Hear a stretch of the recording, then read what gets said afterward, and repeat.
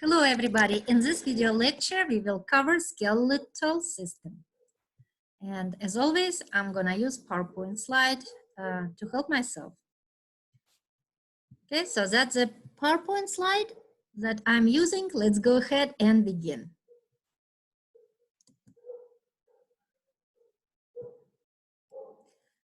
So when we're looking at muscles, we can divide them into different functional groups.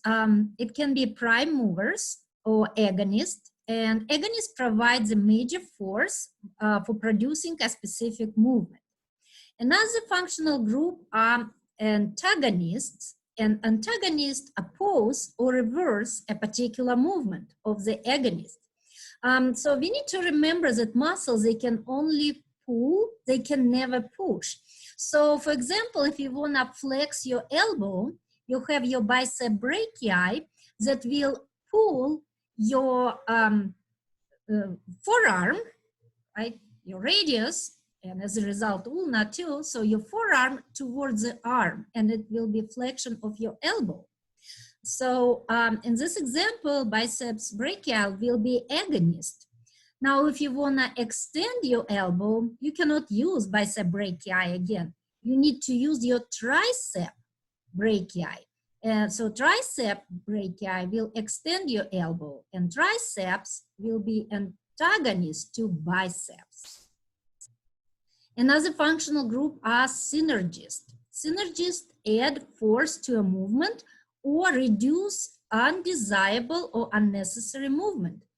And if we go back to our example, if we use bicep brachii as agonist, then synergist would be brachialis that help bicep brachii to flex elbow, right? Fixators are synergists that immobilize a bone or muscle's origin.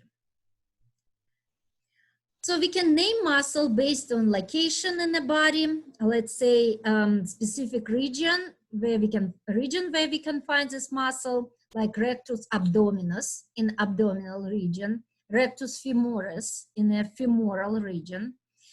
We can name them by their shape. Deltoid. Deltoid is triangle.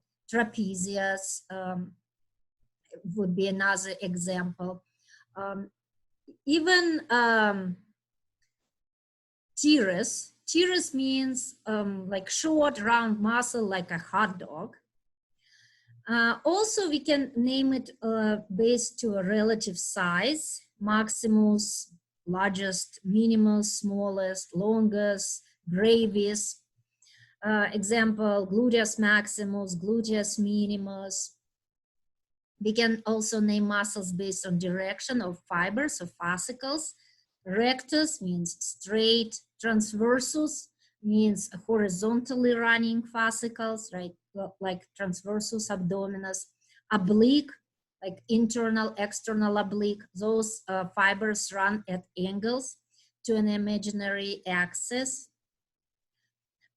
We can name muscle based of number of origins: biceps, triceps, biceps, 2 origins, 2 heads, triceps, 3 heads.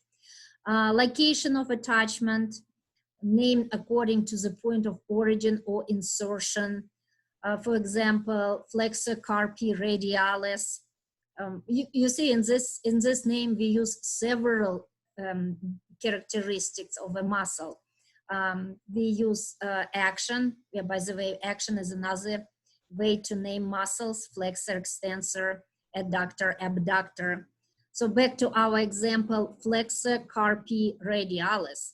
So flexor means it flexes your wrist. Sorry, carpi, the insertion is carpal bones, and radialis is location on your forearm, right, on the lateral side where the radius bone located, right? So of course, when we name muscles, we can use more than one of these groups, right? More than one of these characteristics. So muscles can, if you look at the arrangement of the fascicles, muscles can divide it into circular muscles, and they arrange fascicles arranged in a concentric ring, like orbicularis oculi. Convergent muscles, when fascicles converge in a single tendon. Pectoralis major would be example. Parallel, most common, and those are long and straight-like muscles like sartorius. Fusiform, those muscles has a spindle shape and muscle fibers are parallel like bicep brachii. Pinnate, those are short fascicles attached obliquely to a central tendon. So let's look at the pictures. Right, so here's the example of circular muscles, convergent muscles, parallel, right? And this is a fusiform. So those are spindle-shaped muscles. And here's our pinnate. So short fascicles that attach to the tendon in the middle, and they attach at angle.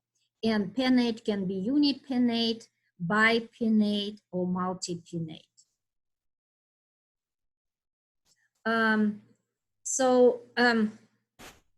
When we study skeletal muscles, we need to know name of the muscle, description of the muscle, like, rectus abdominis, that's a name, description, it will be a straight muscle located in the abdominal region. We need to know origin and insertion of the muscles, and usually there is a joint in between origin and insertion. We need to know action, and action like flexion, extension, adduction, abduction, or even like stabilizing the pelvis, for example, and innervation, a major nerve that supplies the muscle. So on this diagram, you can see muscles of the anterior part of the body, and we can see mostly those muscles are all superficial muscles, and some of the deep muscles on this side. And next picture shows us muscles of the posterior side of the body, and all those muscles are pretty much superficial muscles. We have 650 muscles. In some textbook, we can even see more, right? And that's because we want to make sure we can make all the range of movements, especially fine movements when you use your fingers to pick up a small object. So all this action done by 13 muscles. And then muscles located in the layers. We have superficial layer, deep layer, intermediate layer. That's why we have great amount of muscles in our body. Now you guys do have this PowerPoint on Canvas, right? And the next part of this chapter are actually lab section. And please watch other videos on Canvas that are related to the lab part of the muscular system, because I will not cover this PowerPoint slide, right? Because you do have videos already on Canvas that cover many muscles in details. You will see their location and their action. So that's it for this video lecture. Thank you for watching. Don't forget to watch all the videos related to the lab section, and I hope it was helpful.